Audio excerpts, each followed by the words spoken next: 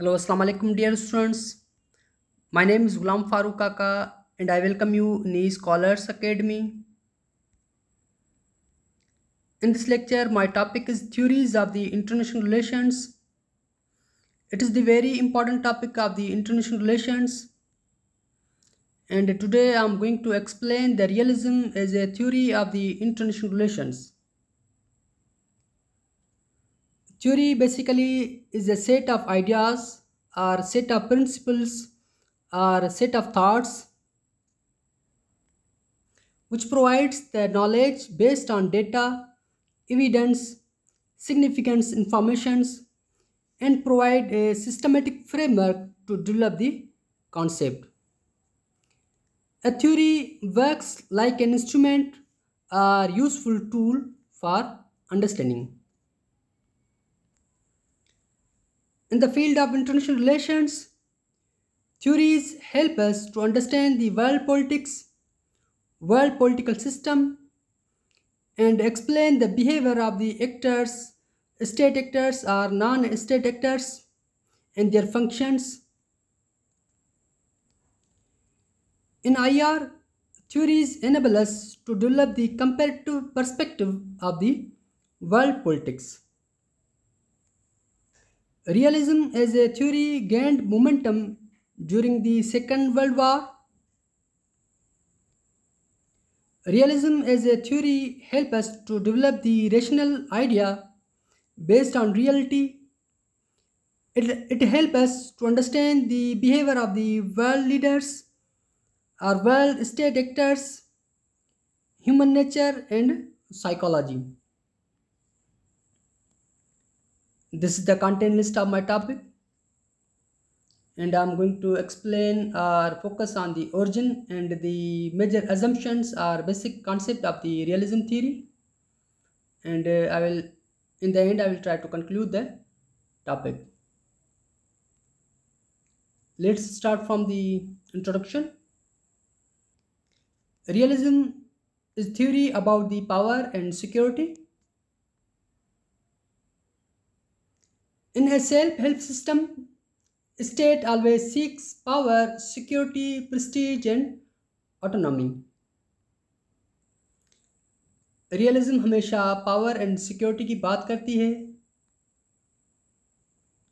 और इसकी वजह से और इसके हिसाब से सेल्फ हेल्प सिस्टम की वजह से स्टेट हमेशा autonomy, Prestige, security and power की तलाश में रहती है. State cannot trust on anyone due to conflict of interests. According to realism, world political order is based on anarchy, जिसकी वजह से कोई भी सुप्रीम पावर या सुप्रीम अथॉरिटी नहीं, लीडर नहीं दुनिया में जो दुनिया के निज़ाम को, सियासी निज़ाम को चलाए. और इस वजह से हर स्टेट के डिफरेंट जो है इंटरेस्ट होते हैं, कन्फ्लिक्ट ऑफ इंटरेस्ट होते हैं, जिसकी वजह से स्टेट एक दूसरे पे ट्रस्ट नहीं करती. All nations seeks to secure national interest for self survival. यही एक वजह है जिसकी वजह से स्टेट्स जो हैं हमेशा अपने नेशनल इंटरेस्ट को सिक्योर करने की कोशिश करती हैं. State can not survive in the age of utopia और ड्रीम वर्ल्ड. जो लिबरल्स स्कूल ऑफ थॉट का पॉइंट ऑफ व्यू है, जो एज ऑफ यूटोपिया है या यूटोपियनिज्म है या ड्रीम वर्ल्ड है उनकी, अकॉर्डिंग द रियलिज्म इस हिसाब से और इस एज में और यूटोपियनिज्म में कोई भी स्टेट ज़्यादा देर तक सर्वाइव नहीं कर सकती. Now the origin are the pointers of the realism theory. Thucydides, he was a Greek philosopher. History of Peloponnesian War was his great achievement or was his famous book. He got acknowledgement on his work on the armed conflict between Athens and Sparta. Thucydides एक यूनानी philosopher है, Greek philosopher है, जिसको international relations में काफ़ी सारी अहमियत हासिल है. पर्टिकुलरली इसका जो काम है, इसका जो फेमस बुक है हिस्ट्री ऑफ द पेलोपोनेशियन वार है, उसको काफ़ी सारी मकबूलियत हासिल है इंटरनेशनल रिलेशंस में और पॉलिटिकल साइंस में। इस बुक में इसने फोकस किया है जो आर्म्ड कन्फ्लिक्ट था between the Athens and Sparta, और इसमें इसने बताने की कोशिश की है कि एथेंस एंड स्पार्टा के बीच में जो वार हुई थी उनके काजेज़ और कॉन्सिक्वेंस को एक्सप्लेन करने की इसने कोशिश की है इस बुक में। इसमें इसने बयान करने की कोशिश की है कि स्टेट को हमेशा पावर एंड सिक्योरिटी को बढ़ाने की कोशिश करनी चाहिए, और इसमें इसने बताया है कि स्पार्टा ने किस वजह से एथेंस को शिकस्त दी थी। इसमें इसने बताया है कि स्पार्टा ने अपनी मिलिट्री एडवांटेज की वजह से, मिलिट्री प्रिपेयरनेस की वजह से, मिलिट्री स्ट्रेंथ की वजह से एथेंस को शिकस्त दी थी। इसलिए थ्यूसिडाइड्स ने कहा है कि वार जो है ह्यूमन नेचर में है, कन्फ्लिक्ट जो है ह्यूमन नेचर में है। इस वजह से स्टेट्स को, इंडिविजुअल्स को हमेशा तैयार रहना चाहिए और अपने आप को मिलिट्री और इकोनॉमिकल लेवल में स्ट्रांग करना चाहिए। And Machiavelli, prince Machiavelli was the Italian philosopher. Prince was his familiar book or very famous book. He replaces moral ethnic quality of the individual such as justice and self-restraint with the ability. And he believed that the promises and international agreements are binding only when they are useful for the state. It's better to withdraw if threatening state's security. मिकावली भी international relations का बहुत अहम philosopher है। इसने political strategies and military strategies की अहमियत को बयान किया है कि ये कितनी स्टेट के लिए अहम है और लीडर्स के लिए अहम है, जिसकी वजह से वो अपने पावर एंड सिक्योरिटी को बढ़ा सकते हैं। मिकावली ने यह भी कहा है कि promise and international agreements state के लिए तब तक अहम है जब तक वो स्टेट के फ़ायदे के लिए काम कर रहे हैं या स्टेट को फ़ायदा दे रहे हैं या स्टेट के जो है नेशनल इंटरेस्ट है उनको सिक्योर कर रहे हैं। जब तक वो प्रॉमिस और इंटरनेशनल एग्रीमेंट्स स्टेट के नेशनल इंटरेस्ट को थ्रेट कर रहे हैं उस वक्त जो है स्टेट को उनसे विथड्रॉ करना चाहिए। बेहतर यही कि उनको छोड़ देना चाहिए या तोड़ देना चाहिए एग्रीमेंट्स को। मिकावली ने यह भी कहा है कि स्टेट को सेल्फ सर्वाइवल के लिए और पीस को मेंटेन करने के लिए हर वक्त वार के लिए तैयार रहना चाहिए। And then the E.H. Carr or Edward Hallett Carr is a scholar of the realism theory or scholar of the realism school of thought from United Kingdom. The 20 Years Crisis is his famous book. He challenges to the utopian idealism, peace through cooperation, morality, and collective security. E.H. Carr की मशहूर book है the 20 Year Crisis। इसमें इसने idealism या idealist school of thought का जो concept है यूटोपियनिज्म के, जिसके थ्रू जो है लॉन्ग टर्म पीस, जो peace through cooperation, morality and collective security के थ्रू हासिल किया जा सकता है। इसने इसको चैलेंज किया है कि कन्फ्लिक्ट ऑफ इंटरेस्ट होने की वजह से आप ज़्यादा देर तक जो है म्यूचुअल कोऑपरेशन बरकरार नहीं रख सकते। He also declared that the morality can only be relative, not universal. E.H. Carr attacks the idealist concept of harmony of interest with his idea of the reality of conflict of interest. And then the Hans J. Morgenthau is a scholar of the realist school of thought. His famous book is the Politics Among Nations. इसमें इसने 6 principles of realism दिए हैं और इसने बताया है कि human nature जो है वो सेल्फिश है, ग्रीडी है। इंडिविजुअल्स एंड स्टेट्स हमेशा पावर की स्ट्रगल में रहते हैं, उनको पावर की लस्ट होती है।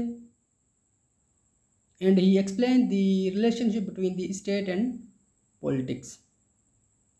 And the Kenneth Waltz was an American philosopher. Theory of International Relations was his famous book. इसने इंटरनेशनल सिस्टम की बात की है एंड जो है रियलिज्म में इन्होंने इंट्रोड्यूस करवाया structural realism and new realism. इस लेक्चर में जो है हम जस्ट थोड़ा सा ही इनको डिफाइन कर रहे थे, इनकी जो अचीवमेंट्स हैं, इनका जो काम है for the realism theory. Time की शॉर्टेज की वजह से हम इन स्कॉलर्स पे फिर कभी या नेक्स्ट लेक्चर में हम इनको डिटेल में बयान करेंगे, इनकी अचीवमेंट्स हैं, इनका जो काम है। Now the assumptions of the theory of the realism.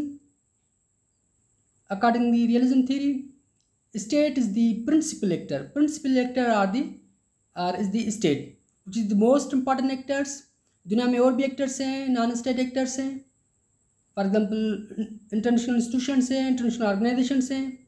लेकिन जो स्टेट है, state is the most important and most powerful और most strong actor in the world, and it is the unitary actor, और state is the unitary actor response and react with a single voice और entity to secure its national interest. Particularly war के दौरान जो है state है single voice one वॉइसली जो है react करती है या रिस्पॉन्स देती है थ्रू फॉरेन पॉलिसी, या रिएक्ट करती है थ्रू एक्शंस अपने नेशनल इंटरेस्ट को सिक्योर करने के लिए। And states are the rational actors according this theory. Foreign policy और नेशनल इंटरेस्ट जो हैं, फॉरेन पॉलिसी मेकिंग के दौरान वो रेशनल रहते हैं, डिसीजन मेकिंग के दौरान रेशनल डिसीजन लेते हैं, and act rationally during the decision making और मैक्सिमाइज इट्स ओन इंटरेस्ट और ऑब्जेक्टिव्स। हर वक्त जो है अपने इंटरेस्ट को या ऑब्जेक्टिव्स को अचीव करने की कोशिश करती हैं स्टेट्स। और कोर कंसर्न्स और कोर इश्यूज जो हैं रियलिज्म के, वो है security and power,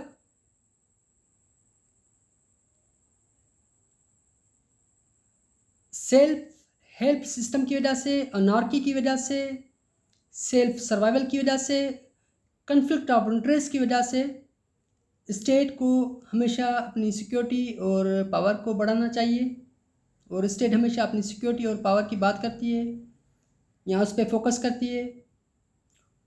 It maximize its power and national security. Power जो है in the sense of military, in the sense of economical power or political advancement or cultural advancement. And then the environment जो है according to the realism school of thought जो है anarchy है दुनिया में। कोई भी सुप्रीम अथॉरिटी नहीं, कोई भी लीडर नहीं जो दुनिया के जो मसाइल को हल करे या स्टेट्स को चलाएं या वर्ल्ड सिस्टम को चलाएं। और इस हिसाब से हर स्टेट जो है सेल्फिश हैं बाय नेचर, और वो हमेशा सेल्फ सिक्योरिटी की बात करती हैं, सेल्फ सिक्योरिटी को प्रमोट करने की कोशिश करती हैं states. It is the game of survival not suitable for the weak. इस एनवायरनमेंट की वजह से, अनार्की की वजह से, इसमें जो वीक स्टेट्स हैं वो ज़्यादा देर तक जो है सर्वाइव नहीं कर सकते। Only strong can survive.